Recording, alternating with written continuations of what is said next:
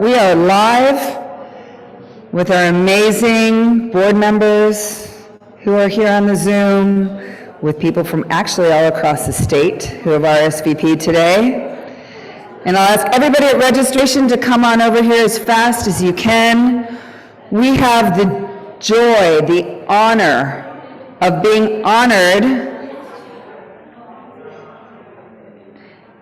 Thank you, everybody over there, for joining us here. Or Arthi, come on over, please. So we are live. Good morning, everyone. Your presence here today and on Zoom is being honored by the presence of one of our county commissioners who is here to tell you about how her ears listening to your voices is so essential. Here before the Miami-Dade Commission meeting is about to start, we have my commissioner and really commissioner for all of us, Raquel Regalado. Thank you so much for being here. Thank you. Thank you so much. It really is a pleasure to be here with you all today. So today, I'm tasked with talking to you all about advocacy.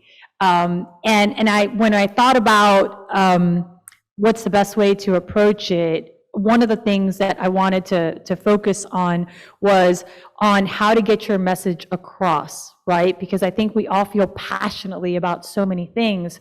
And sometimes that passion, especially if you're a woman, can be used against you. So here are my tips on how to get that message across and how to ensure that your elected officials understand exactly what it is, you know, that you want. So first and foremost, I'll tell you a little bit about myself. I am a very talkative extrovert, right? And I have been an extrovert my entire life. I am also a middle child. I was raised in a family of politicians where you had to fight for airspace. So I got very good at my messaging because there was only so much, you know, that my family would allow you to speak. And my father, who is amazing, and I'm his biggest fan, used to listen to me go on and on and on about all the issues that I had in my Catholic school. I went to St. Peter and Paul, and I had a critique on everything. In second grade, my teacher, Miss Bustelo, I'll never forget her name, decided to put everyone's spelling grades up on the board, and I thought that was an invasion of privacy. And I thought that it was actually creating a difficult working environment in our second grade class. So I took it to our principal and to our teacher and decided to protest outside, refusing to participate in spelling until she took the grades down because it was inappropriate for everyone to know how everyone else was doing. My father got, you know, the other side of this as I came home and complained about my advocacy. And he told me one day, Raquel, this is all amazing stuff. If you could just write it all down for me and just give it to me, I promise you that I will review it when I get home from work. And that's lesson number one. No one ever reads the report. My dad never read those notes, you know? So don't think that because someone asked you to put it in writing, staff might see it, but the actual person that you want to see it may not get the full information. So I learned that in second grade. Also in second grade, you know, I was the child of a working mother, which in the 70s was rare. And then my mother decided to double down on that by putting me in a Catholic school where she was the only working mother. And the other kids used to have their moms show up for everything, and I decided that, you know, I was tired of being the only kid that didn't have a mom there. So one day I waited for her with, like, you know, 10 tons of Catholic guilt. I had my little speech prepared, you know, on how I felt that I was not loved by my mother because she was not at my X, Y, and Z event at school. And my big closer was, and you don't bake cookies, because the other moms, they bake cookies, and my mother did not cook. And I gave my whole little speech, you know, and when I was done, my mom was like, so are you done? And I was like, yes, I am. And she was like, well, first and foremost, I'm not gonna bake cookies. So just, you know, just put that away, because it's not gonna happen, right? You want cookies, we'll get someone to make them. I'm not making them. I work for a living. But also, you know, now that you brought it up, you know, you should understand that I'm not just your parent. I am someone's boss, I am someone's coworker, I am someone's wife, I am someone's sister, I am someone's sibling, and she went down this list of all these things, and she was like, and I know that you think that you're the center of the universe, but you are not. And I was like, all right. And then she said, but, that being said, if you want something, you need to articulate it clearly, because I do not read minds. And I have no idea what you want. And it's impossible for me to attend every single event at your school because I work. But if there's something that you really want me to go to, you need to tell me in advance, and you need to be clear. And I will do my best, and we'll have that conversation. And that really is the point where I can tell you, in terms of my communication with other people, and definitely my advocacy, I had this turning point, because I realized, like, wait a second, you need to be clear about what you want. You need to be concise and to the point, and tell people, like, hey, what I want you to do is X, Y, and Z, and not expect them to understand, all these other things which you're assuming that they get. So I learned that lesson quickly, and I was always very articulate, on point, and ahead of schedule when telling my parents exactly what I wanted. I was the kid that provided them with a Christmas list, like in July. After my birthday, like my birthday is July 16th, whatever I didn't get by July 18th, I had like the supplemental list for December. I was like, just so everyone can plan ahead, this is what I would like. So it's important, because as women, we have so many things, right, that are going around that, kind of deciding what you're going to do and how you're going to do it is really important to be successful. And this is another part that I learned as a boss, and then also as an elected official. I was on the school board, and now I'm at the county commission. And obviously, I ran for a position on the school board with young kids. Now I have teenagers, little kids, little problems, big kids, big problems, but we only have so much bandwidth, right? And this is the part that I find difficult, because I want to do everything. There's so many great things, right? I would love to do everything. But I've learned over time that I have to be honest with myself about what I can and cannot do, right? And there's just some things that I need to be like, that's great, but I'm not going to jump in that lane, because I only have so much, that I can do, and so much time.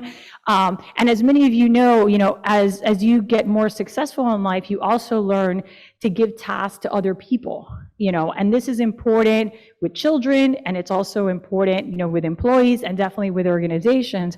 And the key to surviving that is, you're not going to do it like you are going to do it, but that's okay, because you're not doing it. Right? So that's like the flip side of that, right? So sometimes, you get a little, you want to micromanage a little, but the reality is you need to step back and let people do it, and really focus on the end result, right? And indecisiveness, I feel, is something that can really hurt your advocacy, because not making a decision is a decision. Right? Just like, my grandfather used to tell me that a mistake made often enough is a choice. That's also true. Right? So, the first time, the second time, the third time, you're kind of choosing to do this, right? So you have to be honest with yourself about kind of, how much time you have, what you can do, what you want to do, and what's really important. And for women, I find that the hardest part of it is saying no. Because, we're communal people, right? I think that the women who were not communal didn't make it, evolutionary speaking, right? They're out somewhere, and they just didn't get to procreate and join the rest of us. But when they're very like, okay, let's work together, like, what do you think, and sometimes we get a little stuck in that, and it's difficult for us to be like, no, actually, I can't do that, or I don't want to do that, or that's just not a priority for me. That may be a priority for you, but that's not a priority for me. I only have so much bandwidth, and I can do this right now. Not to say that that is not important, it's just not important to me right now. So for us, in order to be effective, right, because you can be elected and be completely ineffective, I have a long list of people who meet that qualification. But in order to be effective, right, you have to make these difficult decisions, and you have to decide, what are you going to do? What are you going to do with your time? What is important to you?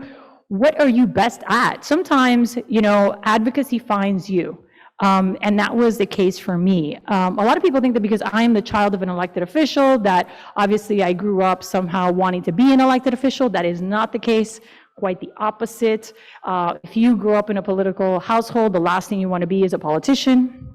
But in my case, my daughter was diagnosed with autism, and I was really frustrated. And I was at Maria's restaurant complaining once again to my father, and he said kind of like, stop your bitching, just run for office. And he said it like as a joke, but I was like, actually, that's a great idea. So be careful what you tell your children, right? Because they may just take you up on that. And I really went to the school board to do that work, because I figured, if someone who is politically savvy, who is a professional, and who understands the system can't navigate it, the system is broken. The system is broken, and then it's my responsibility to go and do something about it. And it was very difficult for me to leave the school board because I love that work. But I really felt that no one was doing the employment piece for adults with disabilities. And there were plenty of people interested in doing the school piece. There were lots of advocates in that, in that area. So I felt, well, my talents would be better used over here. And those are difficult decisions, because sometimes you love what you're doing and you're very good at it. And it takes a lot of self-discipline to say, you know what, I need to go to the next chapter. Because if not, I'm just going to continue doing this one thing, and I don't feel that the outcome is the correct one, long term. So for me, I kind of made that leap, and my children have really helped me so much with my advocacy, because for those of you who know people in the spectrum, they are very literal, and they take no prisoners. So my children are not impressed by who I am at all. They're not. And they're constantly challenging me, on everything that I do. And I always have to be explaining things to them. And I can't kind of assume anything when I'm talking to them. And they always think that I can do more, which is great, but also very frustrating, because I'm like, guys, I do a lot. But they always think that I can do like one more thing. And now, as they get older, the challenge is explaining to them, how they are part of my advocacy, but how they can also now participate in that advocacy. And that's where we are now. And for those of you who got a chance to see it, we did some videos with my children this April that were wonderful. And it was great to include them and have them want to be included in that as we tell our story together, because it's not my story, it's really their story. I have just been blessed to be able to ride this ride with them and learn about neurodivergence. And they have made me a better person because of it. So back to the advocacy piece, I gave you a few tips. Elected officials are bombarded with all this information.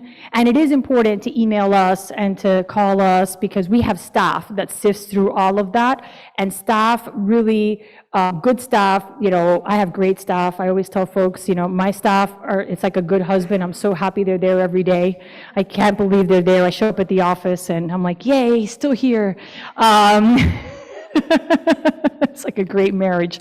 But they sift through it, and they'll tell you, they'll be like, hey, Commissioner, this or that, and they give you a heads up about how much input they have received. And as an elected, if you ask them, like, hey, have we heard anything about this? And they tell you, absolutely not. No one has called us or emailed us on that. You're like, wow, is that really not important?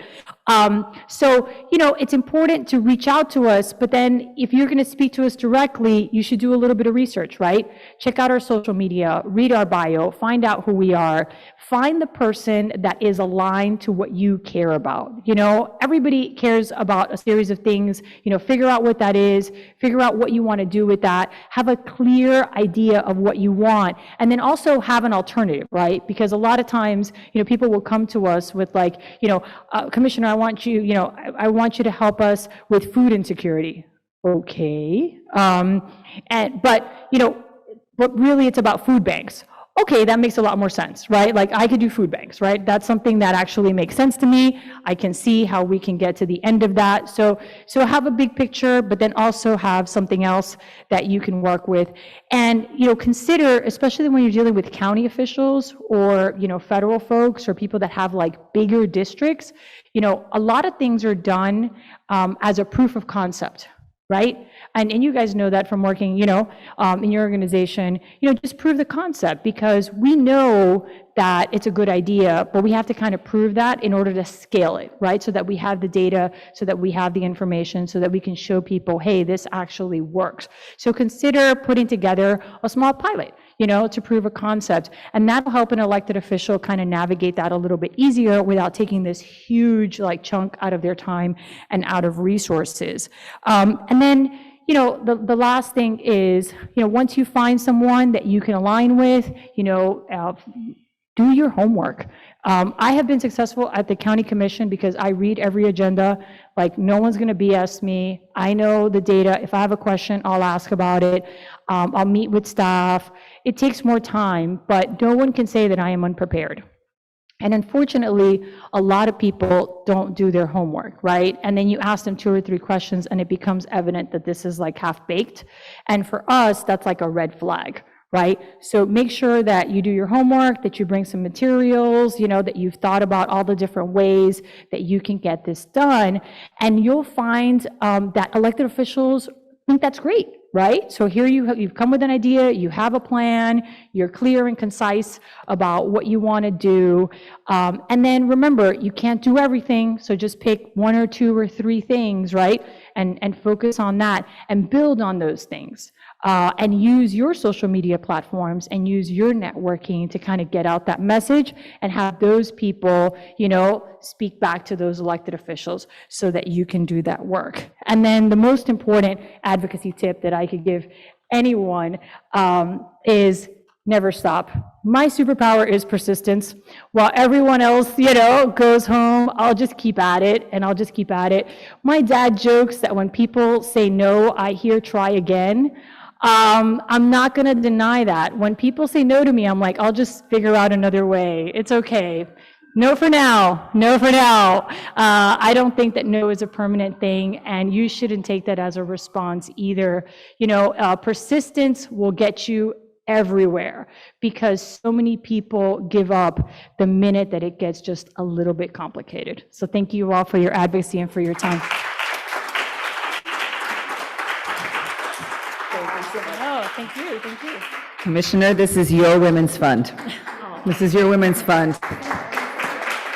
And we thank you, and all kinds of other folks are there as well. So they also thank you from all around town. Thank you so much for being with us.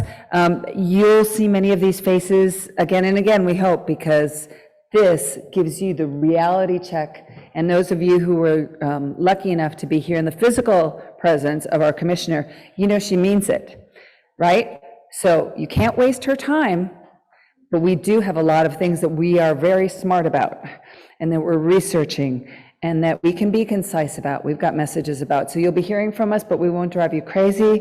We thank you so much for being with us. And to make all of us feel even more empowered, we have the triple luxury of the 3rd training from former board member, from candidate, from expert, from legislative and advocacy committee member of the Women's Fund Miami Dade, and many more things, the brilliant Vicki Lopez. Thank you. Please take it away.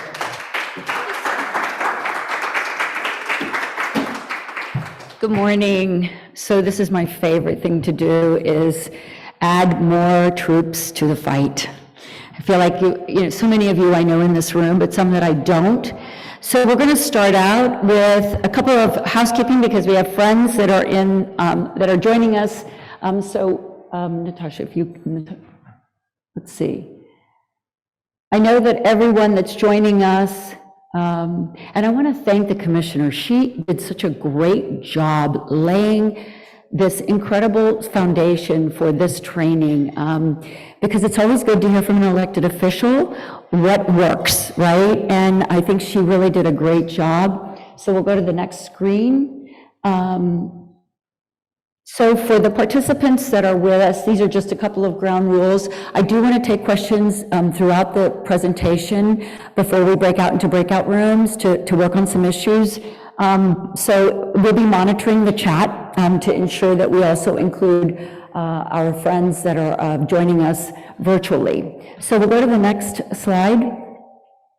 So we're going to do a couple things today. We're going to do an identification of issues. So when you registered, when everyone registered, you were asked the question, what are the issues that you'll be advocating for? And no surprise on some of you when I looked and saw exactly what you would be advocating for. But it's important that everyone know that there's a host of things that all of you care deeply about. So we're going to look at some local government advocacy strategies and some state government advocacy strategies, because what you're going to find is the two of them are distinctly different. And it's important that if you're going to be an effective advocate, that you understand the political nuances that are part of this sort of work that we're doing. And then we're going to notice around the room, and when you break out, you will be actually creating advocacy partners on some of the issues that are important to you, because none of us go at this alone, and it's important that you know that. And then we're going to be prepared to, go fight the good fight. Next slide. So here are all the issues that we collected just from your registrations, from women's right to human trafficking to mental health to criminal justice, which is one of my favorites, to domestic violence. So naturally, look at how they run the gamut, right, of things that are important to everyone who falls under the umbrella. Like I say, these impact agents of ours at the Women's Fund. These are some of the things, and I'm going to tell you that I don't think that these are all of them, right? There's no way to encompass on one slide everything that is important to us, but these were those that I sort of was able to glean off of everyone's registration. But we can't do them all. And remember what Commissioner Regalado just said. You got to pick 2 or 3 of them. In your individual cases, and this is really important, when you are attempting to advocate on a particular subject, if it's super important to you, is like she said, if it's a passion that's come to you because of circumstances, I always say to people, you're most effective as an advocate if you have been impacted by something, because that makes you the most passionate advocate. And it certainly will not go unnoticed that this is so important to you. So when you work in an organization like the Women's Fund, right, that's looking at all of these issues, their role is to try to pick 2 or 3 that they hope they can be successful at in advocating, if not in the first year, the second year, the third year. There's a thumb rule that it takes about 3 years to get anything done. And there's a reason for that, because you heard what the commissioner said when she said, well, we come in with these big plans, and then we have to sort of like move them into specific spaces within that advocacy issue, so that you can tell yourself, I got a little bit done. See, the error that I think most advocates do, because they're so passionate, they go in and they want the whole thing the first year. And elected officials will tell you that's just an impossibility. It usually doesn't happen that way. So it's important that you recognize that you're breaking your issue down into what I call manageable pieces. So next slide. So here were the top 5 issues that came out. So affordable housing, that's no surprise to anyone in this room. If you've lived in Miami and you know what happened throughout the pandemic, Miami has become unaffordable. I was just telling Mario this morning, my rent last year at this time went up $450, and this year it went up another $450. Imagine where would you go, I said to Maria, if you had a $1,000 increase in your rent? And when I checked, my rent is $200 cheaper than the market. So, I mean, where would I have gone? I had to. But if you don't have the means in which to do that, this is probably the single most important challenge that people are facing, and in particular women, especially if they're single mothers. Equal pay has been, this is an old story that continues to permeate in our world, that we're not getting paid equally for the same work.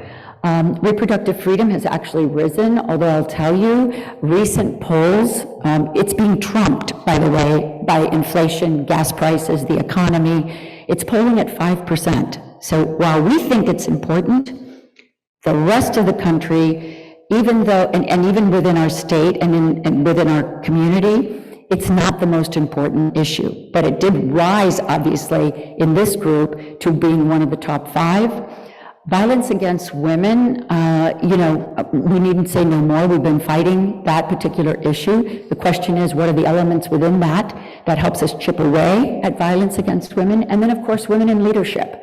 We need far more women like Raquel Regalado, who what she said I thought was so telling, right? We always talk about the gender differences in the way in which we approach problems. And so when you elect leaders or they get appointed to certain positions, women are more apt to want to work together.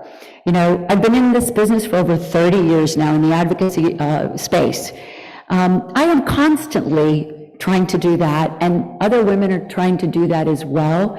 I won't say, with the exception of several, good men in this room, Angel Bosch de Leon is one of them who represents, he's managing director of the Dade County Medical Association, and he gets it, right? He's in the space. He understands that if we don't work together, we're not going to find solutions. We're going to continue to be divisive and separate. So next slide. So it's really important. I've been noticing this for the last couple of months. It's really actually risen to the level of needing to be discussed, because a lot of us are passionate about certain things. I've been known passionate for criminal justice reform, right? So, the way in which you approach your subject matter is critically important, that you understand the reality. So I can be an idealist or I can be a realist. Over the years, I have been incredibly successful at advocating for a number of different topics, not just criminal justice, because I'm a realist. I have to look at the cards that I've been dealt, right? So take a look at the cards you will be seeing at the state level, because a lot of the work that we do intersects with both the local and the state. So next slide. So welcome to Florida, okay? I think one of the things that is super important is that when you live in a certain region in Florida, you forget that your region is only a small little piece of what takes place. And by that I mean, you notice the small pockets of blue and the large pockets of red, right? So the blown up pieces are the urban areas that are difficult to see on a map, right? So it's important that you see how a blue matches up, and I'll just move away from the mic for a second. So remember, this is where we live, right? So I want you to take good note. And for those of you that are joining us virtually, I've just pointed towards the sort of South Florida area. So when you look at where the blue is, right, and some of you may be blue, I'm red, but some of you may be blue, you're in the vast minority, to the point of almost being what we call ineffective if you're just going to sit in the blue space constantly fighting against red, right? Now, within red, there are different colors of red. So different colors of blue, different colors of red. And you notice that in this case, the map doesn't show it, but there is what we call the spectrum, where there is far right, center left, far left, right? You have to decide where you are on that spectrum, right? In the case of Florida, it's really hard to be it's really hard to be far left, right? Because what you'll be known as is just a disruptor or someone who's just always complaining and not finding solutions. So for those that are blue, your challenge is going to be a lot harder. And I want to talk about that because it's important, because our community in Miami-Dade is divided between blue and red, right? So the eastern part of our community is blue, the western parts and the southern parts are red. So how we get things done will make a big difference when we talk about local versus state. So go to the next slide for a second. Okay, so this is what the House of Representatives looks like. There's 120 members in the House of Representatives, of which approximately, well, the majority is red, obviously, you can see that. So what do you think happens to the people in blue if you want to get something done, right? Now, this is as of 2020. In 2022, it is expected to turn even more red. And the reason is because people are angry. So we gotta try to figure out what's in everybody's head, right? But the problem that we have is that as we look at this sort of diverse political landscape, who do you think is getting anything done, say at the state? Is it the blue people? Are they getting any of their issues heard, bills put on committee, appropriations being funded? Let's be real, they're not. And when it shifts, because it looks like the House is turning into a supermajority, which means it's veto-proof. And there was a time in 2011 when the House had a supermajority, and I hate to tell you, but as I would look out onto the chamber floor from the gallery, none of the Dems showed up. Why? Because what were they going to say? What were they going to do? There were enough votes to quiet them down or to have nothing get done. Now, how does that hurt communities in that last one? If you'll go back to the other slide, how does that hurt the blue communities? Badly, right? But we have a new phenomenon happening in Florida. If you're red and you don't go along with party line, your appropriations get vetoed. So that hurts the community as well, right? So these are things we have to keep in mind as we begin to look at how do we proceed in a new political environment where this is the story. And I tell them, listen, I have really good friends in Palm Beach County, because if you notice, the blue is much more in Broward and in Palm Beach, right? They don't elect Republicans unless they're on the coast, but they have a really tough time because they have needs as well there. And it's interesting if you notice that the island itself, where the wealthy live, are red, and where the farms are and where farm workers live on the west side is blue. So there's a lot of need and a lot of an inappropriate amount of not ability to speak on behalf of those people. So, and that takes place in what we know to be the urban areas, right? What's happening, though, is that the urban areas in the House are turning from blue to red, and that's a new phenomenon. I think that's all about the economy. As you know, there's been 1.2 million Democrats that have now registered as Republicans. And the really interesting thing is that I hear, I knock on doors all day long when I'm not doing, work in this, and people are just angry. They open the door and they say R or D, and you're like, R? And they go, oh, you can stay. Now, listen to that. They haven't even heard what I have to say yet. So this is the environment we live in now, and I think it's really important. I need you to keep this in mind as you begin to think about how am I going to advocate here if I'm blue. Now, let's go to so there's 120 districts, you notice. Some of them are very compressed in the urban areas, some are very wide, right? And I like to tell my friends that are blues, this is the biggest challenge you look at. You've got to look at this challenge, because if not, you got to figure out a way in which to get things done. And I now tell our friends the same thing. We got to find ways in which to get things done. Because remember that in the early years of my experience advocating, there wasn't this. So we reached across the aisle, we worked together. Most people were center left and center right. So it was easy to find places in which you could find a way to really compromise, right? Negotiate. And I think what's probably missing is civil discourse, right? The ability to respectfully disagree with a colleague, to debate, and then to be friends. And hopefully that will return sometime soon in the future, but at this juncture, this is what the House looks like. So we'll go now to the next slide after that. Here's what the Senate looks like. The districts are larger, obviously, because there's only 40 of them in the Senate. And again, you see the urban areas being blue, a little less blue though. Notice when the districts grow in size, they become more red because you're getting the outskirts, which is usually what we call the suburbs, and usually they're more conservative. But nonetheless, the challenge is the same in the Senate. And you'll see that when you get to the next slide. Well, if you'll see it better here. Again, they have 24 Republicans. They expect to flip a couple of seats to ours.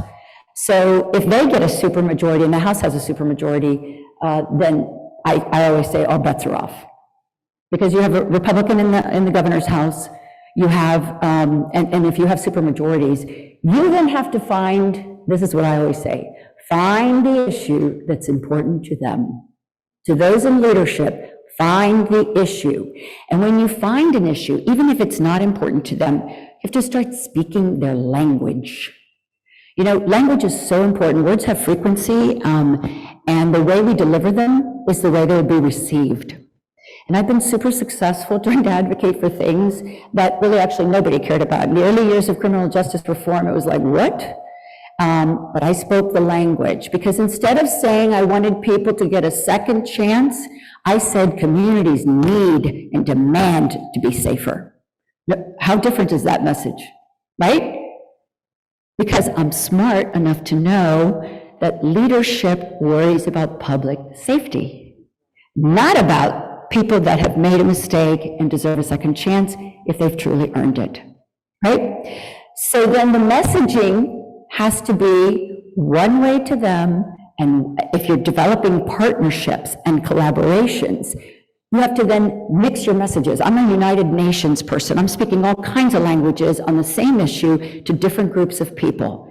You got to be really good at that, because if not, you can't collaborate, you can't form partnerships, and you can't speak to those that are in in leadership. And by that I mean, listen, you know what? The way that it works in the state, nothing gets done unless the fourth floor, and the fourth floor is where the Senate, President and the House Speaker kind of live. All roads lead to the fourth floor at the state, and nothing gets done unless they say it can happen. And that's unbelievable, because if you think that you've elected a representative that can make a decision, let's assume that I get elected and I'm going to be the chairman of appropriations. You think that I can put anything on the appropriations committee agenda because I feel like it's right? No. You have to negotiate with leadership, right? And who has access to leadership? Do you think any of the blues have access to leadership if leadership is super red? No.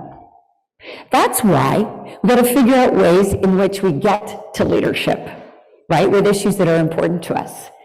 So next slide. So now, that's the news from the state. That's your political landscape at the state level. Now take a look at how different it is. Now remember what I told you. Our community is half blue, half red. Watch and see what happens with the next slide when you look at the 13 commissioners. Now, I forewarn you that all of the even-numbered commissioners have turned out, right? So look at the odd-number ones, other than Danielle Cohen Higgins, she was actually appointed. That was Mayor Levine Cava's seat, and when she left to run for mayor and had to vacate her seat, the county commission actually appointed someone to take the remaining part of her term, and now Danielle is up for re-election. She hasn't termed out because she just got there. But the rest of these characters are leaving. So those in the odd numbers came in 2020. And their term is 4 years, so they're not going to be up for election until the presidential year, right? But take a look at who's an R and who's a D. And on the bottom of this slide, which you cannot see, there are 7, I think, how many do I have down there? Can you see the bottom? Well, we can count. It's very, and we're missing one that's on the other side. Oh, there, Renee Garcia, who's Who's gotten? So currently, those that just got elected, right, in 2020 are Oliver Gilbert, D. Keon Hardeman, D.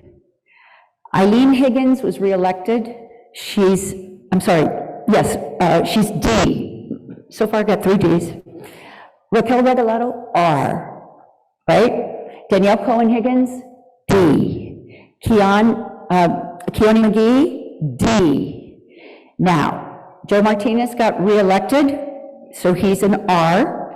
And Renee Garcia was elected in 2020. He's an R. So right now we have 5-3 of those that came in, right? Take a look at what's going to happen to the ones that are leaving. So who's leaving here? Jean Monestine is leaving, D. Sally Heyman, D. Rebecca Sosa, R. Danielle Cohen Higgins is up for re-election. Javier Soto, R. Jose Pepe Diaz, R. Right? So now notice what districts these people represent, right? West, all the western districts are R's. The east, like Aventura, is obviously D, that's Sally Heyman. So this is very representative of our community, very. Now, what's going to happen with some of the seats of people that are leaving? You've got several people you've got Anthony Rodriguez, who's a state rep now, who's coming, and he's running in Javier Soto's seat. He is an R.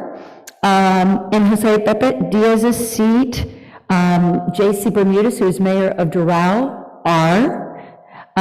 In Rebecca Sosa's seat, quite the fight going on now. George Force, who's a City of Coral Gables commissioner, has been endorsed by Commissioner Sosa. And then there is Kevin Marino Cabrera, who has been endorsed by Trump, and many others in our community. That's going to be a fight in a district to watch.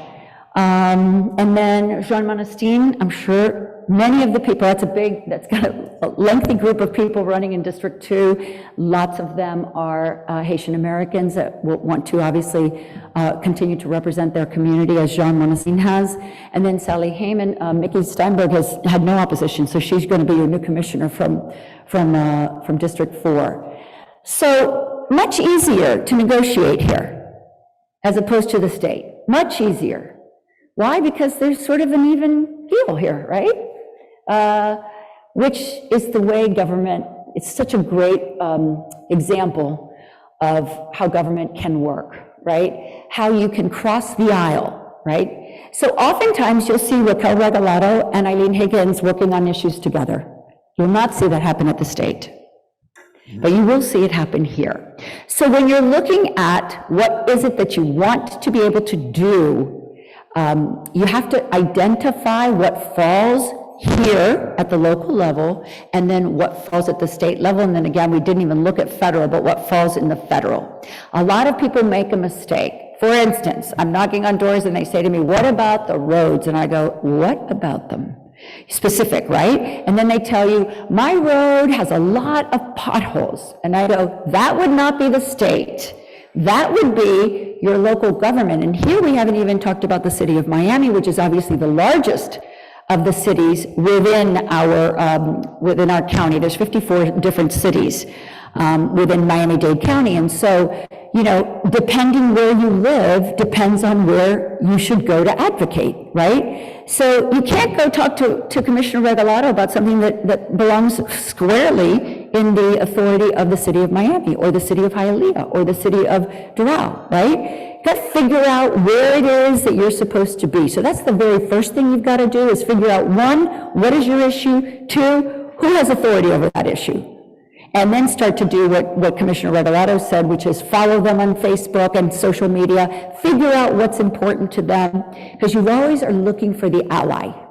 And it doesn't, and at the local level, it really doesn't matter who is an R or a D, right? Because remember, these characters, even though I've already put their party there, they run nonpartisan. So nobody really is supposed to know, although we all know, right? But they run sort of like, oh, party isn't a situation here. But it is. See, because that's what everybody says to me. Oh, but no, it's nonpartisan. I go, that's BS. It's partisan all day long, if you know. because you have to look at what are their principles, their belief systems, their values. Those are all determined by party. So the next slide makes it even more interesting.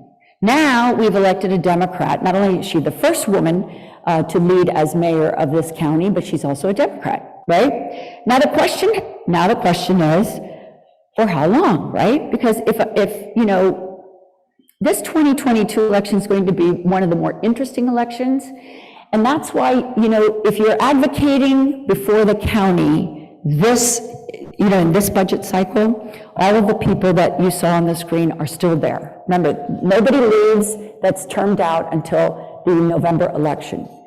The process, the budget process, has started now, right? The mayor and her staff have been putting together their budgets and submitting them to the county commission, and they're usually submitted to the chair. And the chair in this case is Chairman Pepe Thius, right? The commission has its own budget staff. So this works exactly as it does at the state. The governor sends his budget to the legislature, and the legislature says, that's nice. And the same thing happens here. The mayor's, you know, she's worked really hard. Her staff's worked really hard. They've put together what they think are the priorities of the community based on so many things. And they hand it over to the chair. And he says, that's nice. Well, we're doing what we feel like we're going to do. This is the executive versus the legislative process, right? So at this juncture, if I was looking to put money in, I would have spent, you know, or a policy directive, I would have spent a lot of time talking to the mayor and her staff in the months of April, May, and June, right? I would say, these are my priorities. I tell you why, you know, the sort of thing that we always do. We're very, you know, you learned in Advocacy 101 and 102 the importance of the things that Commissioner Regalado said, which is have good research, you know your facts, be very specific about your issue. And so I would have probably been meeting with all the people that are important, right? And it would not have started at the mayor's office, by the way. The mayor is an executive mayor here. She's got lots going on. So how does the process work? You decide. So for instance, I'm going to use public safety as another issue again. I would meet with all of her public safety leaders, right? If I were trying to advance a certain thing, I would identify exactly who might have an issue over, you know, have authority over either an appropriations, or they'd have, or they could do some policy change, right? I would make my case there. Because guess what? The mayor's going to be talking to her staff. And at the end, after I've done all of that, I'd go to the mayor. And I'd say, I have met with this, and this. And I have clearly delineated what I want, and I want to tell you why I think it's so important, and I hope that you will help support that, right? Now, the mayor, she's always looking to find ways in which to collaborate. Trust me, I've been in her office several times, and you don't always get what you want. It's a good old song by the Rolling Stone. You don't always get what you want. So you have to get something, though. You cannot leave ever without something, even if it's a crumb, right? Because if not, you haven't been effective. You can't build on nothing. You can build on a crumb. Now, that's on the executive side. But on the legislative side, because I've been there too, over the years when I'm not included in the mayor's budget. And that's not the end of the road. Then I go see my friends, you know, those 13 people. I identify who there, first of all, I have a relationship with all of them. So notice that I don't just have a relationship with my commissioner or a commissioner or two or three. I've built relationships with all of them. Why? Because it's important, because many of our issues are county-wide, especially in our case. And so you have to make your case in their districts. Listen, these people run district-wide. If you think for a minute that someone in Aventura cares what's going on in Coconut Grove, not at all. Why? Because they've got their own district to care about. So being effective means I find something in that district and I highlight it. And I highlight it in every district. Because if the problems that we're dealing with are not just district, it's not one district or two districts, they're usually district-wide or county-wide, your job is to make the case in their district. And so that's how you start formulating relationships. You are constantly, listen, the squeaky wheel gets the grease, it's true. And listen, I'm like her. No means nothing to me. No means, okay, it means today. Because everyone's subject to change their mind, and I always leave it, I don't let them say no. I'll take you back to a time when I was trying to do something very unique at the state level, and I had the support of a sitting at the time representative who's now a senator, and he was like not on the program. And so, he described me as the legislative whisperer. Some of you know that in this room, because I go in with the loaf of bread and I say, this is what I need. And I'm already prepared to know that I'm not getting the loaf. I know this, but I don't care. I put the loaf down on the desk first. And then they say, no, absolutely not, Vicki. I mean, what are you thinking? And I go, oh, okay. And I'm cutting away at that loaf until I get down to the last slice. And now I have made my case, and I've made them feel very badly that we don't have a loaf anymore on the desk. We've only got a slice. And what do they normally do if you've been respectful, if you've been smart? Because let me tell you something. Commissioner Regalado is right. There are so many issues that none of us in elected office could ever know just everything about every issue. Smart elected officials depend on the experts. And I'm expecting that all of you in this room and those of you that are joining us virtually are the experts. You're subject matter experts. And you have to present yourself that way, because people will listen to you if they think that you can help them. This is not about you helping yourself, trust me. This is about you showing them that you're helping them. And so in the end, I get my little slice of bread, and I go off knowing that next year I'm going to get half a loaf. You better believe it. Because of the way I presented myself, because I was respectful, because I heard him, because I said, I hear that you have an issue with this.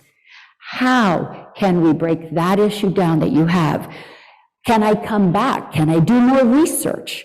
I think advocates forget that you're not there to make sure your case is heard and that's it. You have got to start thinking about the person in front of you, your audience. And usually if it's an elected official, they need your help.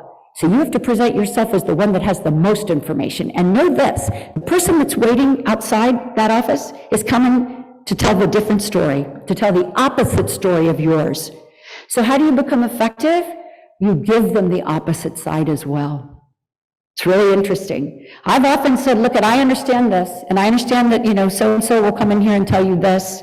And I'm already debating the person that's waiting outside, and I'm already formulating the reasons why they shouldn't really pay attention to their arguments, because I've just given you their arguments and I've tried to defeat them, right? So that means being far more, you gotta have a wider bandwidth when you're advocating. You've gotta know what the opposition is going to say, and you've gotta be able to have an answer to it, and you've gotta come first.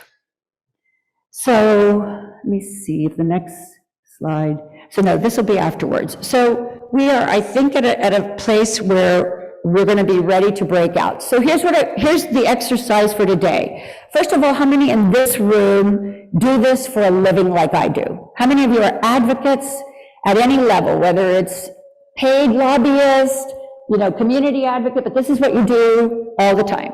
You, Angel, I know. Anybody else in the room do this all the time? Okay, anybody virtually, can you put up your hands?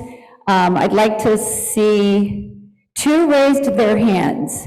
So not a lot of, so we had, several hands, hold on. So we've had a couple of people, we have a couple of people that do this all the time, that are joining us virtually, and only one person in the room. So that means that only means that we're just a little ahead of you. But it doesn't mean that you can't get to where we are. And that's the purpose of this. So you're going to use your brains today. So at each one of these tables, there's a big white piece of paper that has the issue. If you're not seated at the table with the issue that you really feel passionate about, or listen, I've been known to advocate for issues I'm not even passionate about. And that's a skill. Because you're having to learn. Listen, I once had a client that was an aviation client. Let me tell you something. I was not exactly excited about, engines and airplanes, but an effective lobbyist can take any issue and be successful at advocating for it. So if you don't have a passion for any of the issues that are here, and we probably could go back to I think it's the 5 top issues, 1, 2, 3, 4, 5, yeah. So the 5 issues that we are advocating on, let's see, the top 5. Affordable housing, women in leadership, reproductive justice, memory serves me, here we go, violence against women, and equal pay. Those are the ones on here. If these are not yours, raise your hand. If these are not yours. Okay, so what is yours? I'm sorry? Okay, so she's advocating for at-risk teen and girls. Yourself? Mental health. And back there? I'm sorry? Education. So education. So notice, we have at-risk teen and girls, mental health, and education. 3 pretty important things, right? Right? So they're not exactly on here, but that does not mean that we can't address those within this. And that's another a big skill of an effective advocate. We decide, okay, wait a second, where might that work? So in your case, at-risk teen and girls might be under violence against women, right? Mental health, same.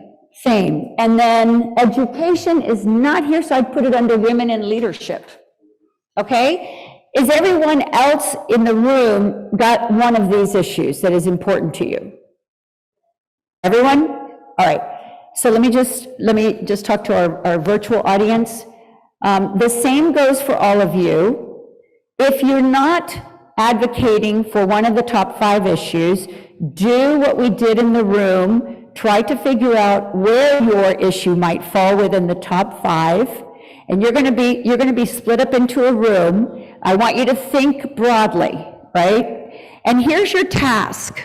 You're going to first identify 3 issues within that big sort of issue, right? So if you're looking at violence against women, I want it to be 3 issues that you think fall under that umbrella. And then I want you to come up with 3 advocacy tools that you're going to use. And by that I mean, what would you tell someone about each one of those? You're going to have 30 minutes. You think that's a lot of time? It's not. Because these are things we do daily for hours and hours and hours. But we're going to come back, and then we're going to try to figure out, we'll take one of your issues, and we'll see whether or not that your issue and what you came up with as a strategy for moving that issue will work in the political environment, and we'll sort of work around. So I'd actually like to, it's 9:59 now, I'd like to maybe take 20 minutes so we'll be able to really do the work that we came to do, which is, how does this work? I mean, if I come up with an issue and I tell you this is how I think I would advocate on it, would that work? And if it does, great, and how you can enhance it, and if it doesn't, we have to change it so that it does work. Are there any questions? Yes? So that would be, and I think under that is the abortion issue, but there are other issues there as well. So I can see where health care for women would fall under that, right? Contraception would fall under that. Things that you think about when you think about reproductive, access to health care for wellness checkups when it like an OB-GYN kind of thing. Is there access to that? Are you able to get your mammograms? Are you able to get your pap smears? That kind of thing. So there's a lot of things that come under that, and that's a really good question, because what do these things mean? You're going to determine what they mean based on what you think you really care about. Question, yes?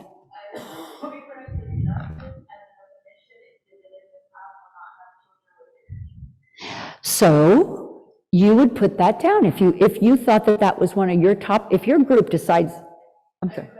Reproductive freedom is also a means of reproductive justice. Okay. As a definition is the ability to have or not have children with dignity. Okay, so see, there's one definition. That's one definition. I'm going to also tell you, notice what happened here, right? She has a definition. I'm going to tell you that if I talk to 10 other people, they're going to have another definition. And what's important in this discussion is the elected official's definition. Be careful you don't get wrapped up in yours, and then you lose them on the first sentence. Because let me tell you something, I've seen this happen in my own eyes. I mentor people that advocate, especially at the state level, and I go to the meetings with them, and they open their mouth, and the first sentence, I watch what happens to the elected official, because you better be watching their language. Are they engaged, or did you just lose them? So I probably wouldn't start with a definition. What I might do is find out, what do they think about it? You know, listen, everybody's talking about everything on social media. Find out what they talk about. Then you're going to couch it within their definition, even though you don't like their definition. Happens to me every day. Don't like any of the definitions. I'm not even sure I like their positions. But by God, I'm going to find a way in. This is like a labyrinth. You got to find your way in. And you know, we don't talk about the state level here because we're so focused on the county, which is, remember, all politics is local. So the things that you're doing here, you can affect change locally. But some of you, either virtually or in here, worry about what goes on at the state. The labyrinth is much more complex there. Here, it's pretty good. We'll be able to make some changes. We'll be able to make some headway on the things that fall within local government. Any other questions? Oh, for me, violence against, okay, so for me, violence against women, women in leadership is education. This is a dilemma. I need help.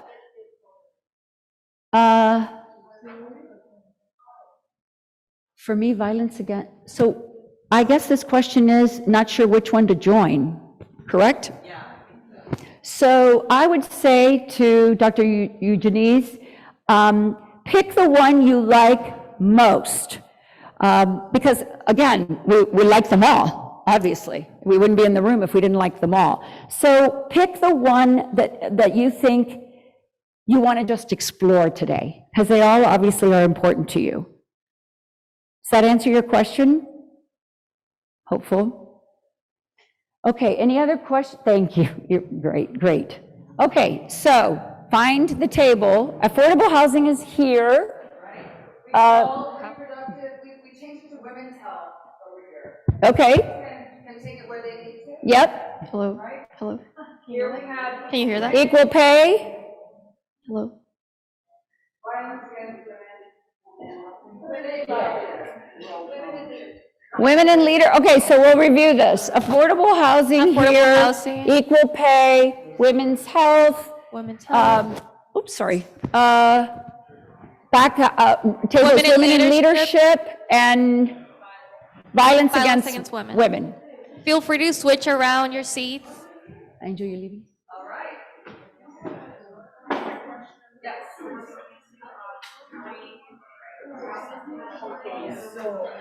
So Vicki, question. So Gloria's, we have a question over here if we're focusing on county.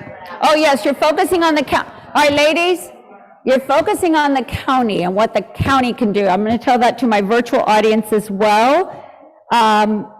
You are going to be focusing on what the county can do with respect to this, okay? That's important because we're not going to hit the state yet. That's going to come in the next couple of months. Here with your piece of paper. This is one of my favorite topics because the more women you have in leadership, the less we have to work so hard. And I was just telling Maria that in the November election, we will only have 4 women at the county commission, 4 out of 13.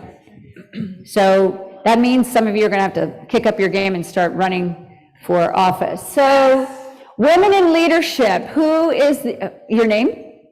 We are the beautiful women of the North Table. And your name? Mio Santana. Okay, so see, first thing, hi, I'm Mia Santana, and I'm here to represent the women in leadership. Go. Hi, I'm Mia Santana, and I'm here to represent the Women in Leadership Initiative. We feel that it's important to get women in leadership because this affects all the areas of the top 5 issues that we have facing women. So, as we discussed, we decided that one of the first things that we need to work on is getting mentorship and internship programs for young women to get into positions of leadership. So starting young, getting people that are coming out of college, young women to get into these internship roles, into these job opportunities. The other thing we mentioned was county support for women and small businesses, getting women into ownership of their businesses, into entrepreneurship more and more in the community. Another thing we discussed was grant-making support. Not only for nonprofit organizations, but also for small businesses, entrepreneurs that need that startup capital to get their businesses going and get more women in leadership positions economically. And then the other one was appointing more women and supporting their participation in volunteer appointment boards in the county, getting women on boards, get on commission boards, community boards, any kind of board that you could get on, groups that will put our cause ahead, push our cause ahead. And then one last thing that we talked about a lot, which was actually finding male allies, men who want to ally with us to help our cause and to bring more women in leadership, and that believe that having women in leadership is impactful for the community and better for the community at large. Thank you very much for your time. So hold on. Good job. Now, if she had come to see me as an elected official, I would be standing here going, what is she asking of me? I hear that they have all of this and they're really excited about it. And she's taken up 5 minutes of her 15 minutes with me. And now I'm curious, she didn't make her pitch. She didn't close. So now what, right? So as all of you were applauding, an elected official would be like, that was nice. And they might be thinking, kind of a waste of my time when I have 20 appointments today. So here's how, and I'm going downstairs. Uh-oh. You gonna let me have it? No, not at all. Okay, so of all of these, here's the question. Which one of these can I do anything about? Can I find you male allies as an elected official? I'm a county commissioner. Can I find you male allies? Maybe. Okay? Can I help with grant-making programs? Yes, okay. But within grant-making, you haven't told me what it is, right? We're not specific with an example. Right? So very important that you just don't throw out these. So we need more grant-making programs. And I'd be sitting there. Yes? For nonprofits working in women in leadership support. Okay, so now it's been made really clear for me. You're asking me to appropriate funds, right? For, say it. Grant-making support for nonprofits working in women in leadership support. Okay, so now I'm thinking, okay, she's asked for an appropriations. It's kind of a broad topic. Who specifically? Right. Tim? Who specifically? See, because here's what happens. That's a good one. That's always a good one. But you see what happens is, are you looking for a line item? Because remember, we got 2 ways to appropriate. A line item that goes to a specific organization, or all of that she just said, programs that have women in leadership, right? That are working on women in leadership. That's another topic. This one, the one that is more general and broad, would require organizations that meet that definition to do what? Apply for a grant in the county.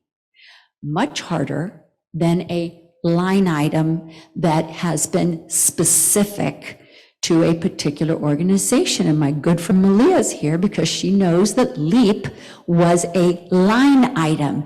And what that means is she's not required to do anything to apply for those funds. They have been appropriated by the county commission. What she is liable for is to make sure that she spends the money the way she told them she would, right? But she doesn't have to fight for that money.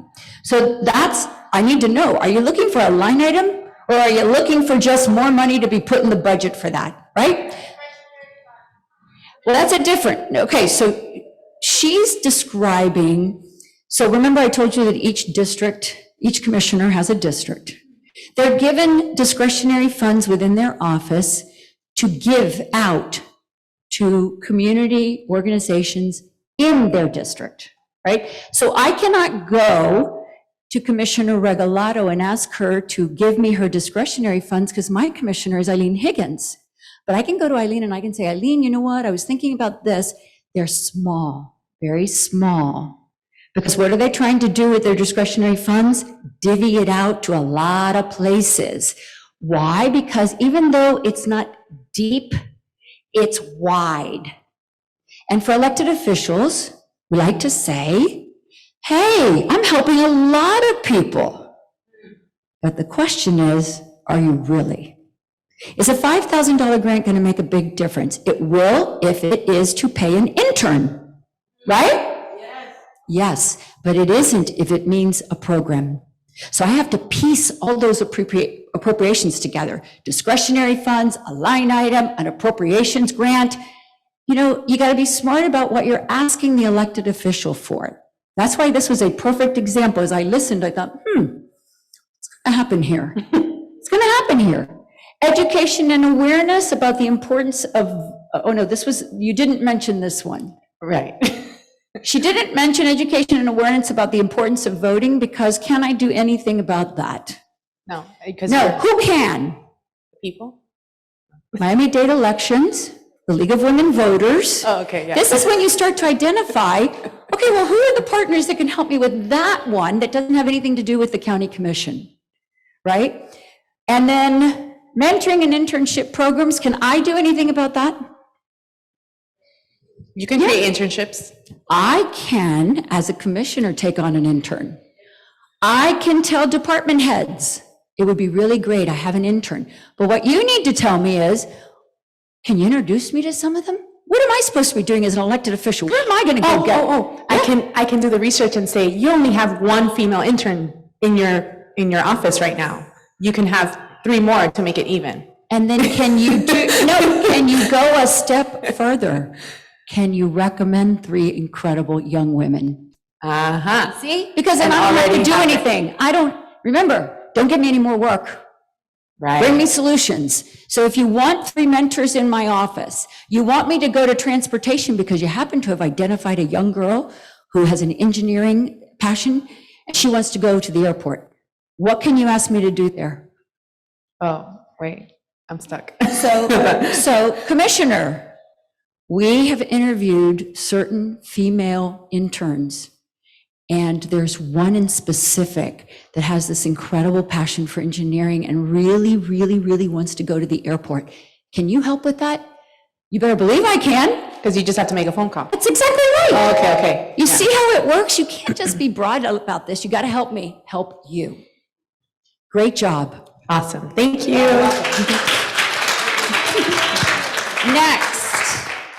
Next. Ooh, violence against women. All right. This one's going to be good.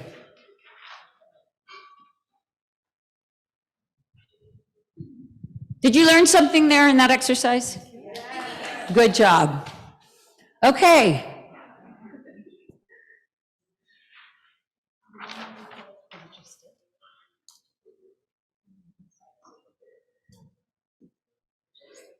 Hello, my name is Kasia Williams. And I'm Reshma, and we are the VAW Foundation. Presenting to you the... Hold on.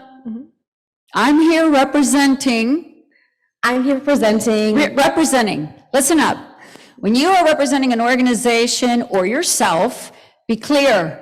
I need to understand who's in front of me. So say that again. I'm Reshma, and we are? I'm Reshma, and we are representing the VAW Foundation, Beautiful. advocating for violence against women. And the first issue that we identified is the economic dependency of women that leads to an increase of violence against women. So we suggest implementing financial literacy programs. Those could be either ex ante in form of after-school programs for girls, or also ex post for women who experience violence at home, so they can attend these programs, which would also increase community building. The second point would be equal pay as one of the major topics, because more unemployment and lesser pay also leads to economic dependency. And women are also exposed to more financial burden. So, so childcare costs would be one of the topics that should be addressed, either in form of identifying how we can support women who cannot afford childcare costs, or in forms of funds. A local issue that we've come across as well is in regards to law enforcement.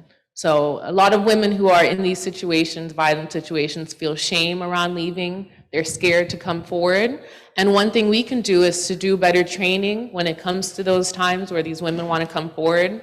Sensitivity training in law enforcement, them understanding the rules and the laws that are already in place in things such as revenge porn. Public safety as well. Having perhaps in a specific law enforcement in every single building to make those reports to, maybe preferably a woman. And also local policies, just reinforcing those. Violence doesn't only come physically, it can also be mental, it can also be financial. And having all of our law enforcement, all of those people meant to protect us, understanding those laws so that we know we are protected, that can also be a big help in these violence against women. A third issue we identified is the lack of education on this topic. So one idea that we would like to present is the enforcement of comprehensive sexuality education in public schools. And that one would also comprise the issue of consent, and also educating girls and boys about the rights when sexually active. Also the rights, educating women about their rights if they encounter violence. Also that, again, could be done in forms of programs for women who do encounter violence, but also before in form of after-school programs, which would also, again, then enforce community building amongst women. A third point would be conflict resolution skills for also both men and women that encounter those situations. And that also leads to the fourth point, which is mental health. So things like low self-esteem, isolation, maybe anger issues can lead to violence against women, and identifying those and finding ways that we can catch them while they're growing, while they're in the making, and getting some trainings in place, some workshops for young teens, young adults who are feeling these things that can help decrease violence against women, give some strength and some courage to women, and also help men to maybe learn to control their temper or to be able to do conflict resolution. So all of these things are changes we can make both locally, we can make them today to help violence against women, which is an issue that affects women worldwide, both in our neighborhood and in other places as well. Okay, good job. Now, here's an organization and of course they couldn't do this, so I'm just giving you a tip. The VAW Foundation should have brought whom with them? A victim. There's no better advocate than you laying the foundation for the victim to tell her story. Survivors, yes. So let me tell you, usually you have 15 minutes. Today I said to Raquel, Commissioner Regalado, I said, I need to see you. She goes, August. August. It's July 7th, August. That's how busy they are. So you usually get 15 minutes. You better make it count, every minute count. And so when you bring an advocate, a survivor, a victim, you have to have worked with them prior. I do this a lot with women who have mental health and substance abuse issues. Usually they want to go on and on and on about their story. So remember to work with the person that you're bringing who can tell the best story. And I start by telling them, write your story first. Then I extract the bullet points. And then, because you see, they're not sure, right? They're just survivors. And in this case, it's difficult to tell the story, right? So you help them by having them write their story, you work with them, you ensure that they feel confident and comfortable. And that, it's taken me 3 months to work with women who have already come out of treatment in order to get them ready. So start early and find the right person that you think can make the biggest difference, because nothing that I say can compare to what she can say. Okay, so now that's 1. 2, a lot of things here. Do you hear a lot of things? Heard a lot of things. About 2 minutes into it, I thought, here we go. Not sure. Still wasn't sure. Wasn't sure at all. As a matter of fact, it was a lot, right? So when you want to set the stage, you say, look, and I start out always like this. Obviously, I'm Vicki Lopez. Now, for those that know me, you don't have to say that, obviously. There's a lot of hugs and all of that, and then you sit down and you go, okay. Because I really want them to recognize that I'm very respectful of their time. So I say, listen, I'm going to get right to the point. And they're like, this is refreshing, right? And I say, this subject that I'm going to talk to you about, it's a lot of things. You know what I would have done with all this? Well, first of all, I would have gone through this. So at one point I heard the word schools, and I went, okay, that shouldn't be on my list. That should not be on my list. Don't confuse me by putting in other things that have nothing to do with me. That should go on another list, school board, right? Because remember, these all intersect. They intersect all over the place. You gotta have a county, you gotta have a city, you gotta have a school board, and you might even park something on the state side, right? That's a good advocate. She understands all the umbrellas, right? So I would have taken that out, and I would have said, of course, you're gonna give them a couple of really good statistics. They love stats, because that means, oh, you must have researched that, right? And I always give a one-pager that has all of this, bullets, right? With a stat underneath it. And here's what I say to them. Look, I'm here to talk to you about domestic violence against women.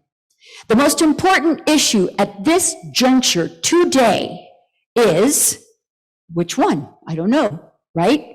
I wouldn't know, but you, the experts, know, right? You can leave the rest of it on the piece of paper, but pick the one that you absolutely know has the best chance of getting their attention, right? So for people that this is their passion, they're elected officials that, really, this is their deal. You can say things like, so I remember, the most important person in the room is them. Quite frankly, I know much more than they do. Who cares? That makes no difference to anybody. Here's what's important that I say to them. You have led on these issues. So if the person has experience, you want to always say, you have been a champion. Listen to the words they love to hear.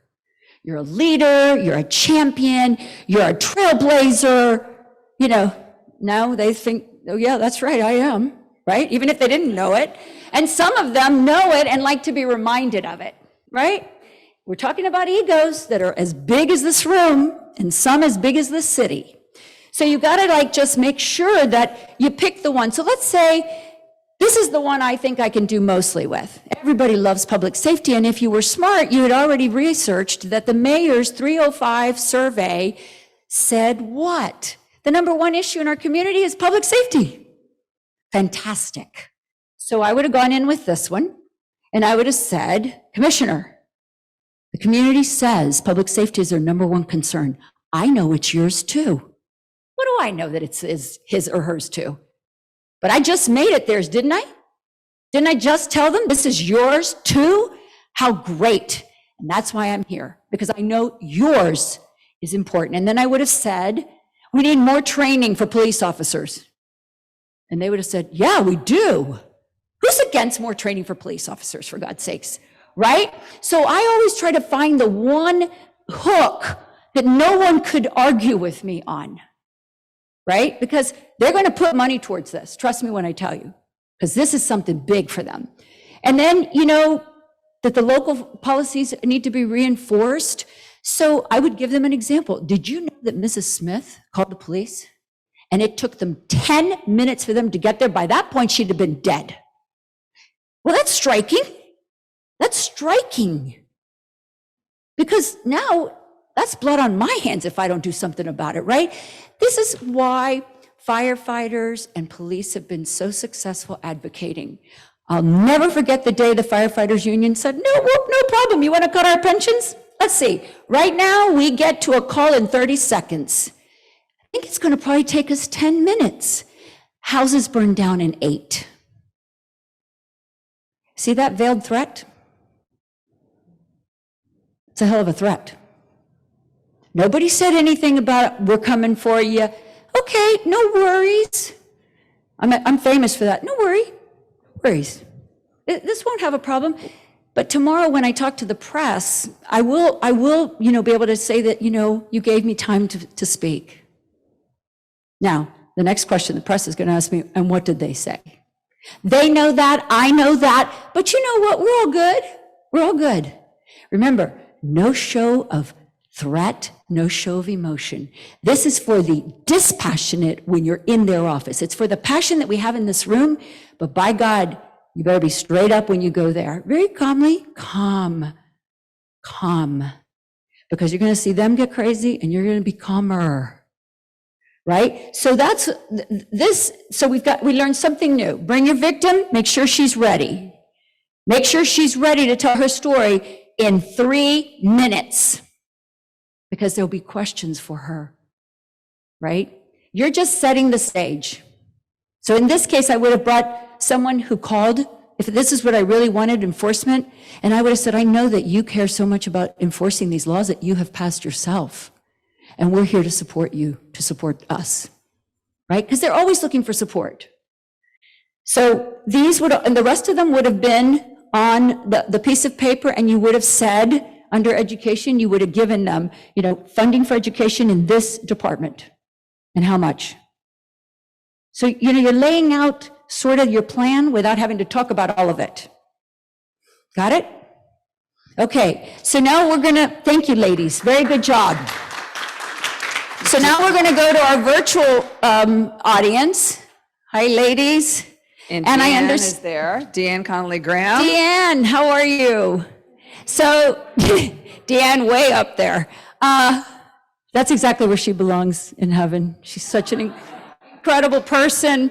Deanne, I understand that you all worked on affordable housing, which is probably one of the most important issues that our community is facing today. So please tell us how you would go see the commission.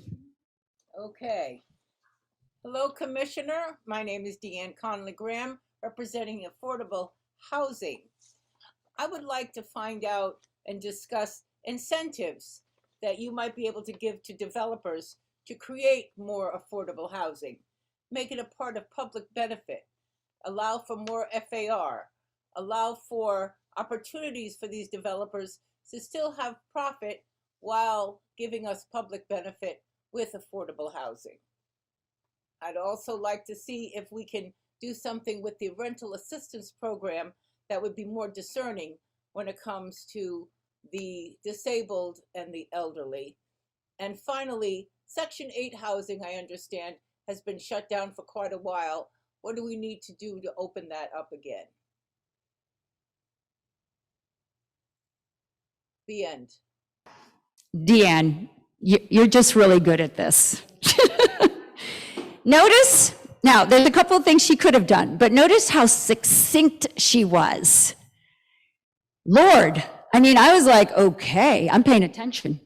I was paying attention to Deanne's every word because she did 1 in 2 sentences, 2 in 2 sentences, and 3 in 2 sentences. Now, Deanne, let's go to your first one. I might have begun before the 2 sentences. I might have said, depending on the commissioner, okay? If it's a Republican, I would say, listen, I want to talk to you about how you enhance public-private partnerships. Now, why is that? Because Republicans love private partnerships, right? We think that government cannot do it as well as the private sector. So she would be laying a groundwork now, like if she's coming to see me and she tells me, I would like to talk to you about affordable housing. And so the first issue obviously deals with the development and creation of more public-private partnerships. I'm now really listening, right? But I think that any commissioner thinks that, you know what, we have to engage the private sector. This is not just government's problem. This is everyone's problem, right? So then she gave a perfect example. So Deanne, say it again. Creating incentives to the developers, raising FAR, allowing opportunities for them to make a profit while still giving public benefit. Okay, hang on right there. So she said give incentives, right? And she laid the groundwork that said so that private developers can still make a profit while providing affordable housing. So then my question would be, what kind of incentives, right? That would be the next. She would have stopped there and said, here are a couple of examples that I think you should consider. And she would have maybe given 2 or 3 incentives. But she wouldn't have just done that. She would have said, these incentives have worked in other communities. Because see, I want to know that your great idea is actually working somewhere else. Now, just as a footnote, in the state, if you tell me that it works in New York, I don't care. If you tell me it works in Texas, I really care. Look at how crazy this world is, right? We have to figure out where do I think it means most? At the local level, it would make sense for Deanne to give them incentive examples of other large urban areas, right? Because that's where we're making the connect. So Deanne would do that. She would say, here's one incentive that's working in the Hillsborough County area. Here's another incentive that's worked quite well in Duval County. And then here's my last incentive that just got created and is now up on its feet and working well in Orange County. So now I'm thinking, okay, she's done her homework, 1. 2, she's giving me examples of communities that are as large as mine. Because if you tell me that you have found an incentive in Wauchula, Florida, I'm thinking you're nuts. I'm thinking you're nuts. Because I know how big Wauchula is, this big, right? So I'm thinking, well, of course that might work there, but how can you build capacity here? So what's your second one, Deanne? The rental assistance being more discerning for the disabled and the elderly. Okay, this is really important. So while we've all moved, governments have moved to help people with rental assistance, she's telling me, oops, there might be something wrong here. The elderly and the disabled might be either being left out or are not being treated fairly. Now that's going to upset me. It's going to upset me because who's she talking about? The most vulnerable in our community. So what Deanne would do is give me the solution. She needs to give me an example of how she's come up with that, right? That in fact, the process isn't working. So she needs to tell me, for instance, we have found and then she would either say, 20 people that were elderly applied for rental assistance, and this is what happened. Or 20 people that were disabled applied, and this is what's happening. Because you got to assume I know nothing. So when she comes and tells me, oh, geez, the process should be more discerning, I'm thinking right there, the association in my mind is, damn, it's not working. Something is wrong. But she has to tell me what it is that's wrong. And then she has to tell me what she would do. What do you want me to do about it? And the obvious in my mind would be, oh, we're going to have to rewrite the policy. Now, do I have time to rewrite the policy? Do I have time to research this? Can I even explain this to my staff who might? So far, the answer is no. So Deanne has got to give me the solution. She's got to say, okay, here's where the process failed. This is how you would fix that section of the process. So now if she hands that to me, what do you think I'm going to be doing with it? I'm going to take it to the director of that department, and I'm going to say, listen up. I had a constituent of mine call my office or came to meet with me and told me this, and here's the stats, here are the examples, but better yet, here's the solution. So I want you to work up a draft that we can circulate to the other commissioners, and let's put it on the agenda.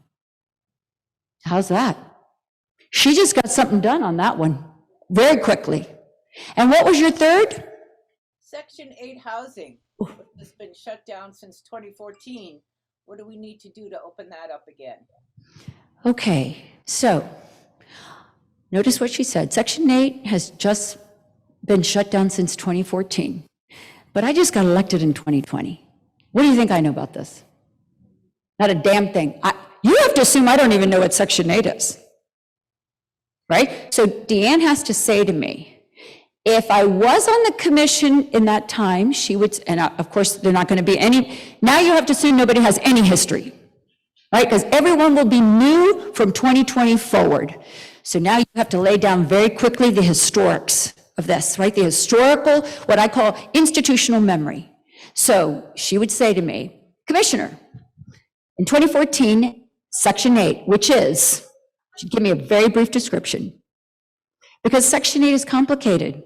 It has project-based vouchers, it has individual vouchers. Dear God, it's a very complicated housing issue, right? But what she's going to tell me what Section 8 is, and she's going to tell me why it's important. Because right now, what do I care about Section 8, right? Who does it affect? What's happening in our community as a result of the shutdown? Who could have housing that doesn't have housing now? And how does that help the affordable housing crisis? Because remember that if you're asking me to do something, I have to convince 12 other yahoos on my commission to think the way I do, right? So you heard what Commissioner Regalado said. She gleans through that agenda, and she's ready. But she knows that some of her colleagues are not. So the smartest person on that dais, on that day, is the one that has all the facts. And where did she get her facts? From Deanne. So Deanne told her the whole story, and then Deanne's got to tell her, not ask her, what do we have to do to get that started? What the hell do I know? I don't even know what Section 8 is. But Deanne knows. Deanne has really studied this. So you know what Deanne's going to do? Instead of asking me what I'm going to do about it, she's going to tell me what I should do about it. She's going to say, Commissioner, the way that we see, we, the collective we, because that word we scares a lot of people. We don't even know who we is, but we sounds big, right? So we feel that this is the way to jumpstart, kickstart, do something, so that then I say, oh, wow, Deanne, that's fantastic. I now know what it is. I know why it's important to our community. I know how it addresses affordable housing, and I know what to do now. So what do? I go to the department director, and I say, listen up. Because you see, remember, there's elected officials, there's the executive mayor, and then there's what we call the bureaucrats. They've been there a lot longer than any of us. They got their own agendas, don't kid yourself. A lot of people have been in the county for a long time. And you know what they know? And they know it now better than ever because there's term limits. I'll be around a lot longer than that, Commissioner. Right? So now my job is to ensure that I treat the bureaucrat with respect because the bureaucrat has a lot of power. They're non-elected officials with a great deal of power. Okay? So I would go to the department director and I would say, I know that you care about this Section 8 because, she's probably done her homework about who's the leader of Section 8 in that bureaucracy. But she's armed with what Deanne gave her. Key. Because notice that had Deanne just left my office, what would I be doing now? Next. Who's next on the agenda? And Deanne would have lost the ability, although she thought she was advocating on behalf of something really important, she lost the opportunity to get me to do something, to be specific.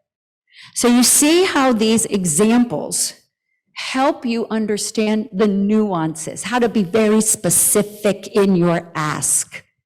But remember, if she's looking at somebody, because we haven't yet talked about it, and we probably don't have time to do this, because let me tell you something, advocacy training is an ongoing situation, because we could have gotten to each one of you if we'd done a half-day workshop, and you would have learned a whole lot more. But the one thing that I want you to walk away with today is that, and we haven't gotten to how you deal with your audience. What if Deanne had gone to see, because let me tell you something, Deanne's not stupid. Deanne knows that she's got to see 13 commissioners. 3 of whom are on her side, and the rest are not. That's where effective advocacy comes in. How you deal with that, and maybe on our next workshop, we're going to deal with those kinds of problems because that's where the rubber hits the road. You learn this, then you got to learn how to navigate the opposition. And it's not just the opposition in the community. It's the opposition in our elected officials. So Deanne, I want you to know that you and your group did an amazing job because you were so clear, so succinct.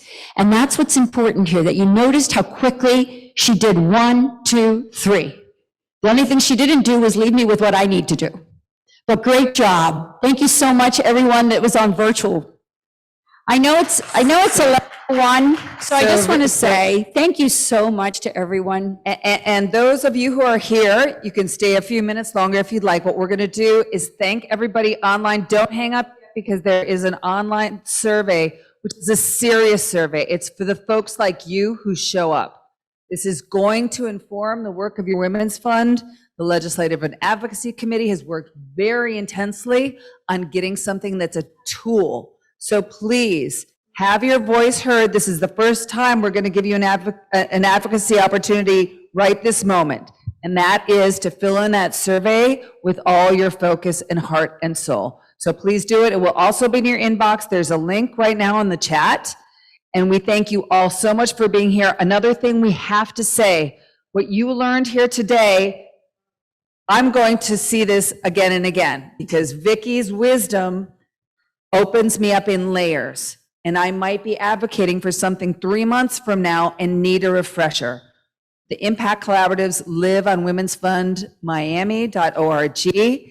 And we ask you to go ahead and take a piece of what Vicki has said today, right? You can use it, please keep on coming back. So for those of you who joined virtually, thank you, thank you, thank you. For those of you who are here locally and physically, if the sound people in the back nod at me, yes, we can stay for another 10, 15 minutes and tie up here. Is that okay? Yes? Another 5, 10 minutes, we'll be here. So thank you all. Vicki, I'm gonna let you take it away if you wanna select one more here. Thank you all. Thank you all. So very quickly, I want to kind of have a show of hands real quick here, at least in this room, and if anyone's still left virtually. Did you walk away from this training with, I guess, 1 or 2 techniques or strategies that you did not have when you first walked in? Did everybody at least walk away knowing a new way in which to present your cases, right? Okay, so that's important, and clearly on the virtual side, It's so important. There is a question that I want to take from the group, and only because it's near and dear to my heart, and I know it is to Malia as well, but how do you advocate for resources for women returning home from incarceration? So this is an interesting question, right? Because this is an example of a sometimes controversial issue, just so that you know. There's very little, in some corners of our world, there's very little sympathy for people who've committed crimes, okay? A great deal of bias, of judgment, and I guess I would say lack of compassion, right? Particularly for women who've gone away. I've done a lot of work with women in prison, girls in detention. It's been a passion of mine. And I have to tell you that this is an example of when you advocate for something that not everybody cares about either, right? Because this is a subculture of our sort of greater culture, right? But as we've incarcerated more and more people, and in our case, our focus is women, the question is, how would you advocate for more resources for them? And I would probably been very effective from this perspective. I make friends with people that count, right? People that, I invite people to visit prisons, right? That's been very effective. So in this case, a lot of the women, so you have to separate the two systems. In the county, we have a county jail where people serve 365 days or less of a sentence, and if it's more than 365, you'll go then to a state prison.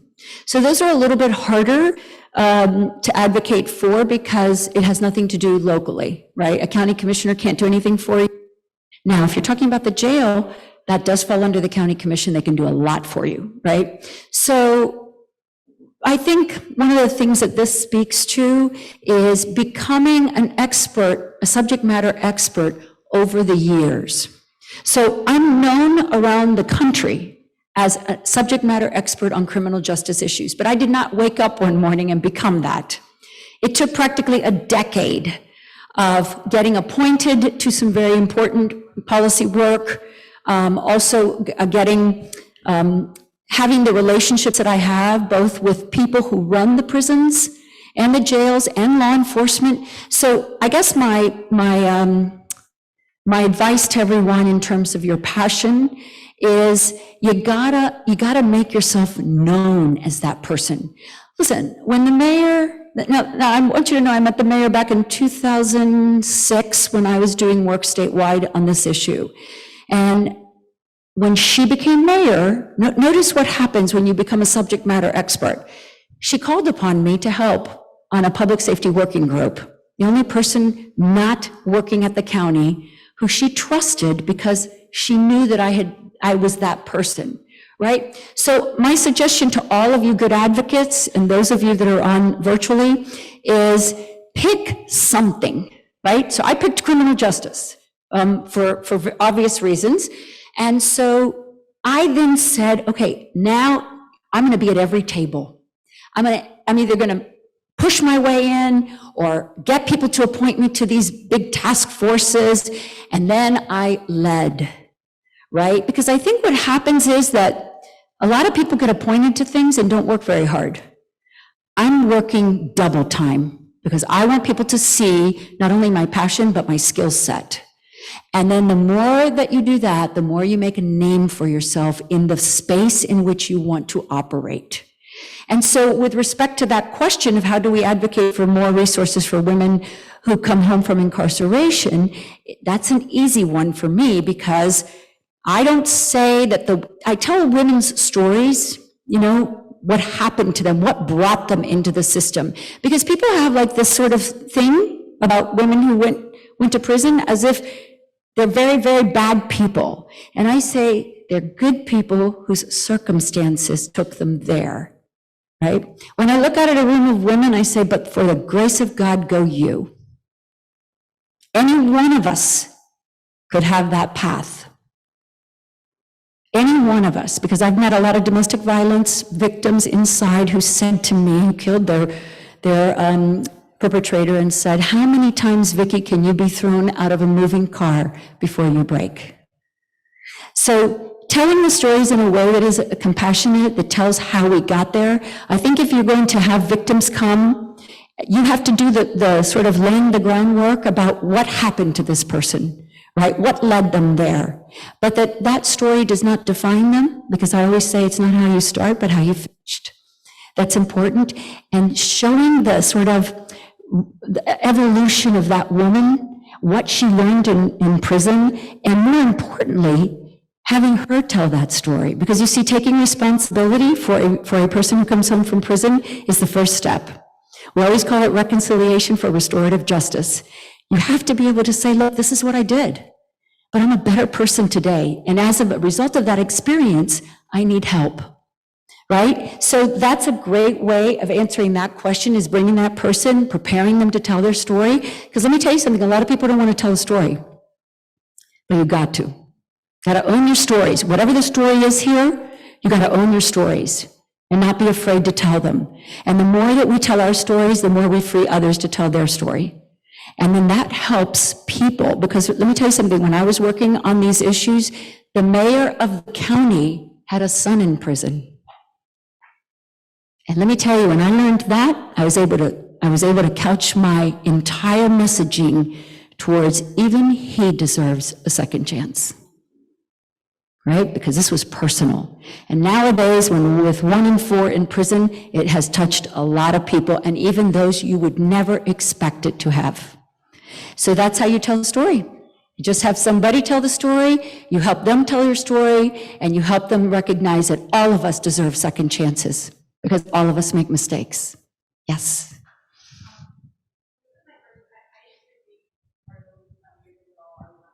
Welcome home.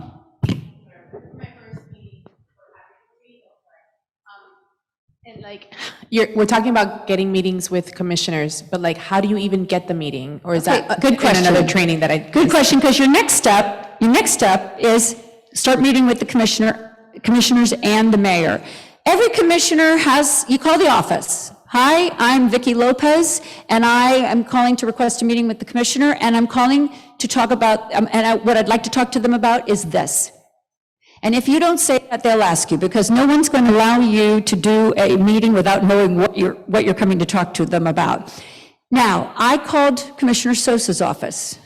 I got a call back. I left a message. I got a call back, and they said to me, so what is it in reference to? And I said, yes, so this is what I was told. And if someone recommends that you go see them, you tell them your name, right? So if I have a relationship, let's say a very close relationship with Commissioner Higgins, and I say to you, listen, call Higgins' office. You would say, Vicki, because they know me, right? Vicki Lopez told me to call your office about this issue. So Commissioner Sosa's a person who does, all of them have a scheduler. So the scheduler said to me, okay, Vicki, I meet with the commissioner once a week and we review all the requests and I'll get back to you. And I said, perfect. Now, if it's urgent, I tell them, well, it's kind of pressing because what I have to speak to her about is going to be on the agenda item next week. And so I think the issue is never wait till the last minute. I'm telling you this because of the way that their offices work. If you want to meet with them, so does not 500 people want to meet with them this week, right? So give yourself some ample time. You have time now. We're in July. You got to get in there before the end of July, because in August, the mayor's going to have her town hall meetings. And if you're not in the mayor's budget in some way, or you don't feel like that budget represents what you want to do, you better be seeing the commissioners to fight your case. Because her budget is only a beginning step. The commission has their own budget office. They do their own budget. They negotiate with her, but in the final analysis, the budget that actually gets passed is not the mayor's budget, but the commissioner's budget. So that's important that you know that, but I would get in and start seeing everyone. You can call department heads, like if there's domestic violence, find out where in the county's government that falls under, whether it be funding. I always meet with the budget people, because they're separate and apart from everybody else, but they're, in my book, the most important people. So get in and plead your case.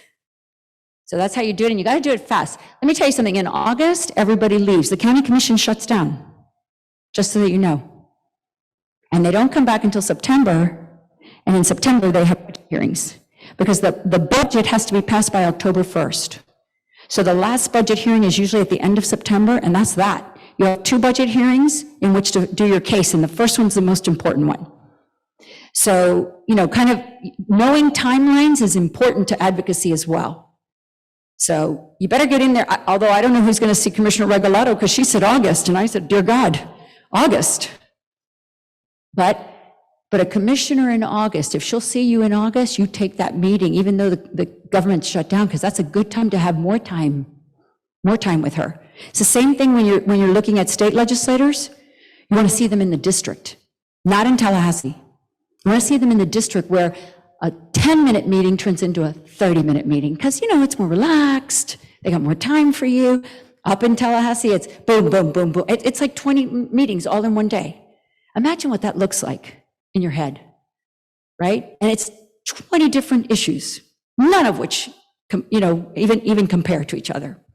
So you need to make those meetings. You need to be ready to go to the county commission and get up there and speak, which is why it was so important. Listen, you have 2 minutes at the county commission, and the clock is right in front of you. Malia knows this well. And I'm quick and dirty, right? Because when you get to 150, you see the chair already getting ready to hit the button. So you really only have 50 seconds. And 2 of them is, hi, I'm Vicki Lopez, and I represent. There went 1 minute, So you got to be concise. And in the budget hearings, it's different than when you're advocating. Budget hearings are 2 minutes when you say, I am either in favor of or opposed to, period. Or the budget does not include this. These are the reasons why it should, and I'm counting on you to make sure it does. It's pretty clear. Now I'm thinking, geez, now I'm in the hot seat. Instead of you being in the hot seat at the mic, now I'm on the hot seat. But by then, I would have seen everyone. And I'm a counter of votes. How many votes do you need if there are 13 commissioners? 7. 1 always for good measure. I always have 8. Because you know what? I can't depend on anybody. Because you know what? I sat in their office and they said, yeah, that sounds great, Vicki, I'm with you. And I say, no, is it a yes vote or a no vote? See, I put them on record. But you see, I know that between the time they left their office, walked to the elevator, got on the dais, somebody else talked to them. And now my yes vote's a no vote. And I don't want to be surprised. So I always have a couple more votes for good measure, because inevitably, somebody won't have the courage to do the right thing. Inevitably, somebody with more power than me will do something or say something that will make it turn around. So that's very, very, very important that you count votes, because when I get up to that mic and I say, this is not in the budget, and I know that it should be, and I know you will take care of it, I know that I have 3 people that are going to get their microphones and go, yeah, hold on, she's right. Just watch me. I'll be back up there this year too. Just watch me. Because I am not getting up there uninformed about what's going to happen on that dais. Never ask a question you don't know the answer to. You better know you have champions that'll start the debate. Because inevitably, the rest of them, if they see 2, then they see 3, then they see 5, and they're all talking about it, and it looks like it's going my way, I'm going to get my votes. Yes, sirree. But I've done a lot of work. This is not for the faint of heart. You cannot go in there once and just say what you want to say and think, I'm good. You're not good. You're good every day that you go in there and you say what you have to say. You better be a known figure in the county hall. When they see you, people should say, there she goes. There's Malia. Leap. Right? You want them to know you. You want their chief of staff, when they see you, to come up and hug you. Oh my gosh, you're back. Oh yeah, I live here, remember? Yeah, because if you don't, listen, I say this all the time. I'm not the only lobbyist in those halls, but I pretty much know all of them. We do this for a living, right? We know how this works. Well, there are also other people that are doing the good work that you're doing in the community that are also there all the time. And I know who they are. because I see them all the time. See, because sight makes people nervous. Well, here she comes again. They got to be scared. They got to be a little scared. And remember that if you want numbers, listen, numbers are powerful. So I'm a member of the Junior League. I happen to serve on the statewide Public Affairs Committee. We represent 22,000 women, and we remind them all the time. You know what I say? We represent 22,000 women, and that's without our spouses, our kids, our parents. What is that looking like in their heads? Geez, this could be 50,000 votes, right? And you become so important that they will kick somebody else out. If you're a nonprofit and you really become important to them, they will kick a paid lobbyist out so that they can see you. You got to tell people. So when you're part of the Women's Fund, this is the beauty of the Women's Fund that we don't talk enough about and that you don't talk enough about in the community. We represent all women of all walks of life, of all political, affiliations. We don't care, because in the end, we care about women and girls. So when you can say, because I like to throw the Women's Fund around. I know. Listen, Eileen Higgins loves the Women's Fund. You know what I tell her? Listen, it's important to the Women's Fund too. Not just important to me. You got to throw names out there that are important to them. That's how you become powerful. Because now that we just got defined. Damn, they're here for the Women's Fund too. I'm going to hear from Maria. Really? Yeah, you are. Yes, you are. Because I'm going to tell Maria, listen, I went in to see Commissioner, Soto, and I told him I was here with the Women's Fund. So you come behind me. That's how it works. That's how you form coalitions, right? We got to beat them at their own game. They're doing it. We're doing it better. So I'm inspired. I know it's already 11:20, and so many people have stayed with us, and I'm so grateful. But listen, as you can tell, we could be here for days because the work is important. Every bit of what you do every day on the ground is important. Do not lose sight of that for a moment. It seems tiresome. God knows I'm exhausted. I'm exhausted. And I'm looking out here and I see some of these young women and I think, oh God, when it comes time to pass the baton, because I will, at 64, you wonder, my God, how much longer can you do this? Because it is tiring, right? 30 years into the game, it's a young man's, and now I say it's a young men and young women's game. But I hope and pray that when I pass that baton, I'm passing it to women like me. And I know they're here. I know they're here. But we got a lot of work to do. And sometimes we gotta recognize too, we cannot fight each other. They love it when we do that. They love it. And we gotta find our own ground of negotiation, our own common issues. Look at the one issue that's gonna separate a lot of us is gonna be this reproductive justice. And I'm gonna tell you right now, that you can be passionate about that, but what you better be passionate more about is knowing that if they pass any limitations, that we are there to say, if you do that, then we need this, and this. And by that, I mean prenatal, postnatal, education, housing, because they won't be able to say no to that. There's too long been only one side of the discussion. For me, it will now be critical to ensure that no matter what happens in this arena, and remember, the reason I showed you that state of Florida picture was for a good reason. Some things are inevitable. You gotta really make peace with some of that. It's inevitable. So then you have to be smart and say, under the inevitable that may be coming, no one knows what's coming, but I always look at worst case scenarios and I back myself up.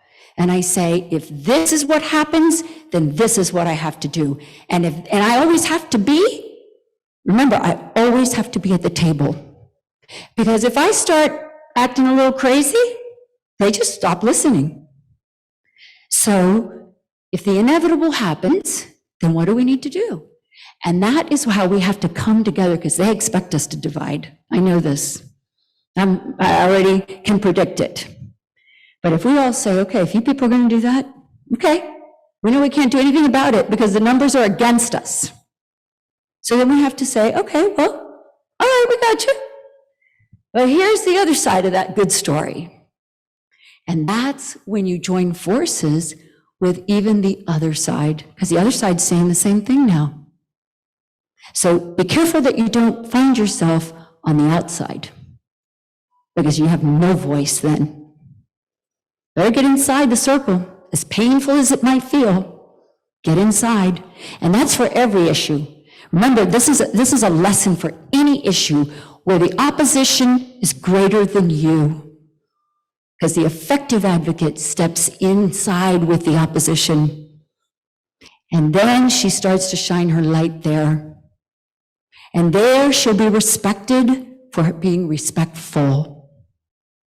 Because if there's one thing that people can say about me, is I get along with everybody.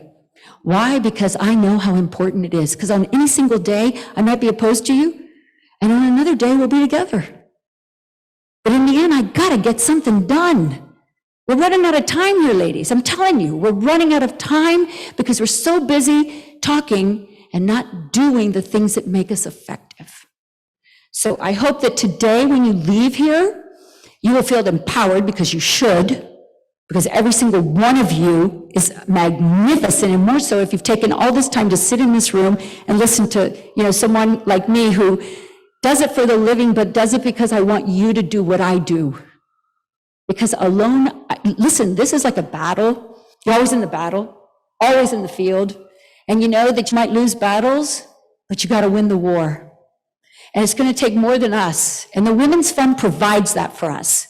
The Women's Fund is the umbrella that we can fall under. It's comfortable because I'm never alone when I'm in the Women's Fund. And as Maria is so good at saying, this is your fund.